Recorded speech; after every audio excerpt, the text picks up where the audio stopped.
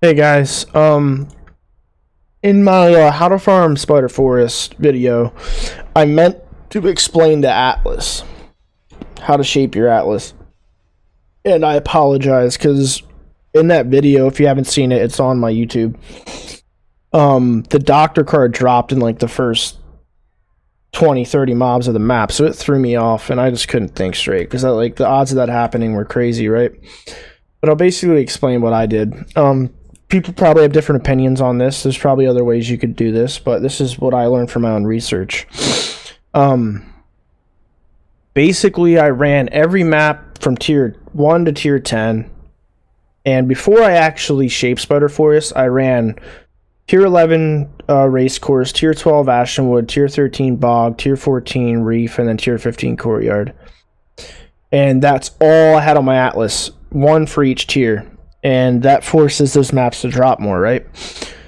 But that's a whole other story. But you'll be able to put two and two together once I explain this. So my buddy talked me into shaping Spider Forest, so I had to remove Ashenwood, the tier 12 map, and Racecourse. Well, I had to unshape them, so they went back down to their original tiers.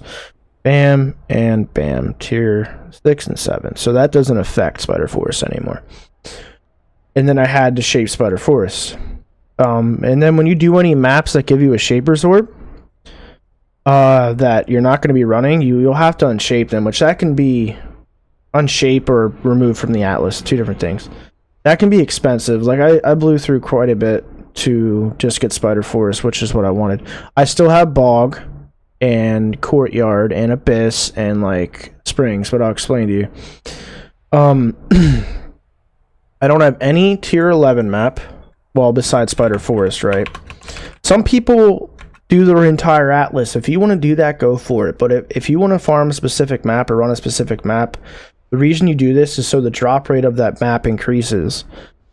Because otherwise, you're going to be getting other map drops. You'll have to Horizon Orb them, or you're going to have to sell them and then rebuy the map you want. Like, yeah, anyone, you could just go and buy a whole stack of shaped Spider Forest and run them. But what I'll explain to you.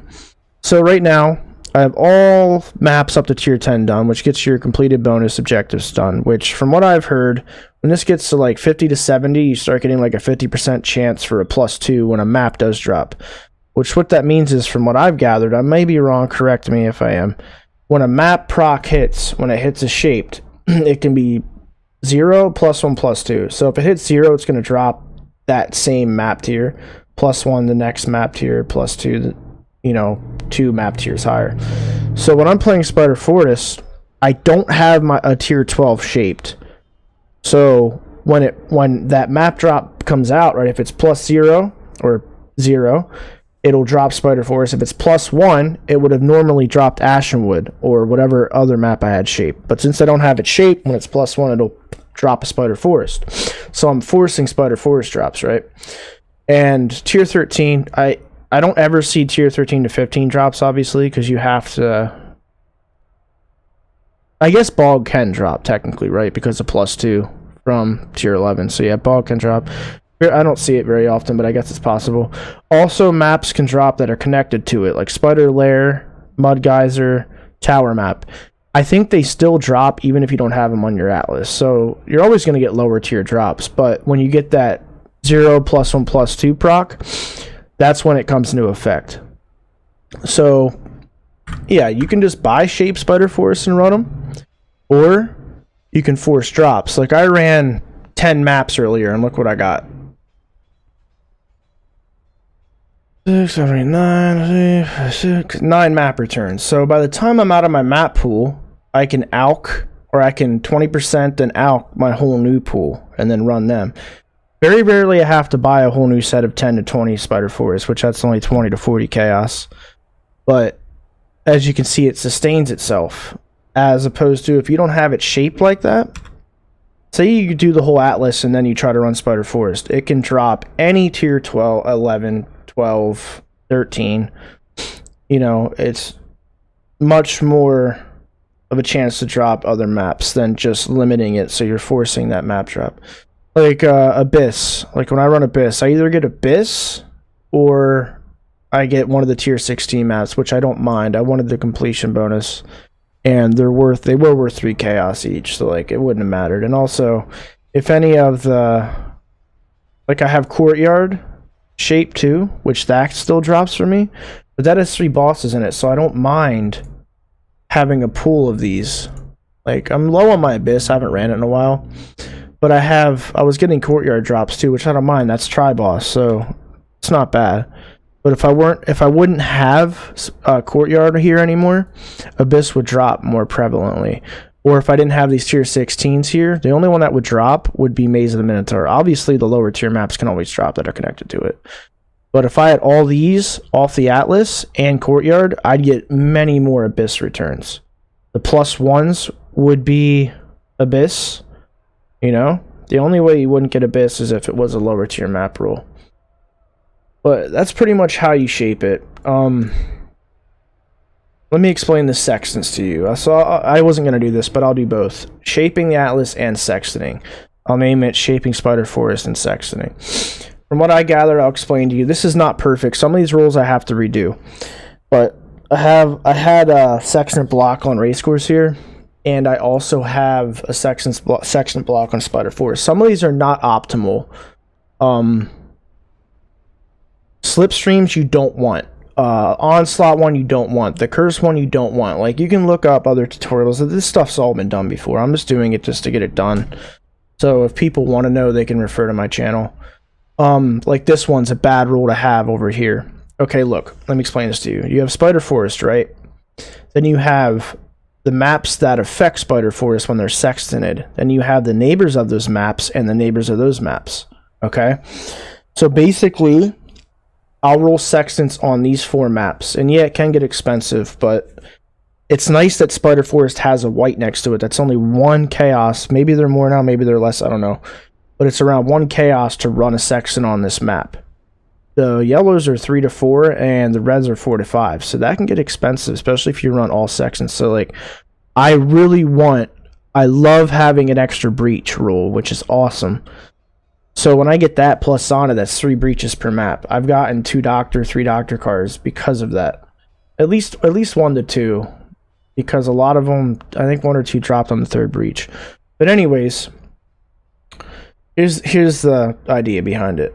These 3 will affect Spider Forest. The one on Spider Forest will affect Spider Forest, right?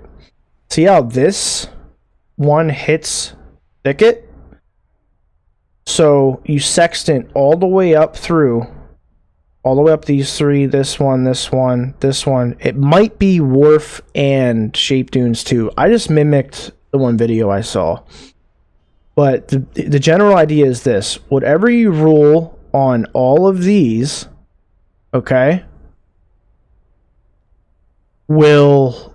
See, this even hits this too, so I think these 2 are both affected by all these. Whatever you rule on all of these cannot rule on these 2, okay? So yeah, it's going to be a bit expensive to just jump in and rule all these sextants to get them placed. But once you have them placed, you don't have to worry about it. Their uses don't get used. That's why it's a sextant block. Okay, like some of these you might opt to want to go for, so just rule all the ones you don't like. All right, like Onslaught here. Chaos damage. This is a bad rule. I've been meaning to re-rule some of these, but I haven't gotten around to it. Like anything with pack size, Zana, or obviously the Breach, you do not want these on your shit rule maps here. You want them to rule on these. Okay? So this is another bad rule. This one's a pack size rule. No, this is a good rule, I mean, but it's bad that I have it on here. This needs to be redone. It's poisonous pack size and chaos pack size right here. I need to re-rule those into 2 shitty ones. So then when I rule these, I don't need to use as many sextants. You understand what I'm saying? Because those rules will not appear. Bodyguards, don't give a shit. That's a good one. Slipstreams, you do not want. Apparently that reduces density in maps. I thought they were cool at first, but then I found out they removed density. So yeah, slipstreams. Onslaught. The Rogue Exile one. Down here, the curses, that's junk. Additional cluster barrels, I guess they're hit or miss. They can have good drops. So it's up to you if you want to go them. I don't rule them. But these 5 down here affect Mud Geyser. So curses won't rule. Monsters in Rage. Strongbox won't rule. Slipstreams, obviously don't want that. And maps have 20% quality. I already 20% quality my maps, but I did notice you can get this rule onto one of these. They'll give your maps 20%, and then you can get one rule that gives map quality applies to item rarity. You can do that too. I don't think that's worth it though, in the broad spectrum of things. But in all honesty, unless I find yellows or reds, I don't put them on there. I usually buy whites and then try to rule for the breach. Or, you know, and if I do get these ones, I'm hoping for a density mod. That's what you want. But like I said, the poisonous and chaos up here, this will not rule those 2 mods. So that's bad. Like, I gotta fix that. But like I said, I've wasted a lot in the Sextants. I feel like they're not generally worth it overall. Yeah, some people would argue they are worth it, but you can waste a lot of money if you're not getting lucky. But the breach one is definitely worth it, especially if you have Zana 8 and you can get 3 breaches in a map. And I'm sorry, I'm really tired, but I wanted to get this video out. So yeah, that's sextanting, sextant blocking. If I didn't explain it very well, just go and, you know, watch another video. I'm sure one of the more experienced guys has a better version. But like I said, mod your rule on these ones. The neighbors of the neighbors will not apply to the maps, will not apply to your main map. They'll apply to your maps that affect your main map. And what else did I want to say about that? I mean, and also sextanting in general, you can just throw one on the map you're running without a block. You don't have to block. It's an investment that saves you money in the long run if you're going to be sextanting a lot. Like I said, I don't overly sextant every run. Even if I just rule 2 mods and they're both pack size, I'll just run 3 maps and then hope for a breach one. Or you can roll till you get a breach one. Sometimes it can take a while. Sometimes I've had, 2 in a row. Also, I should have mentioned this earlier. Always, if you have them, always throw sacrifices. Not midnights because they're expensive, but always throw 3 sacrifices in with your map when you run the breach. That will increase your item quantity, right? And as far as, should have mentioned this earlier too, I'm really scatterbrained. When you're looking at mods, monster pack size, I guess it affects breaches. I think it's RNG. I've had low map pack size maps spawn a lot and high map pack size maps spawn less. But I think general rule is higher pack size, the more will come out of the breach. Item quantity is also a good one. And then when you get up into like the 35 to 45% mod rules, like these are great mod rules. You're going to have a lot harder mods. So if you can't run them, maybe bring a friend in with you. Then you might risk not getting the doctor if it drops for them. But if you can run these high-ass mods, definitely do it. But I don't know what else to say about the Atlas. Yeah, that's pretty much it. And I hope you guys enjoyed this. Like I said, if I wasn't very informative for you, just check out other YouTubers, which I'm sure you guys already know. There's a lot of big names in this game. This was my first league. I jumped into it a little heavy, but alright, there you go.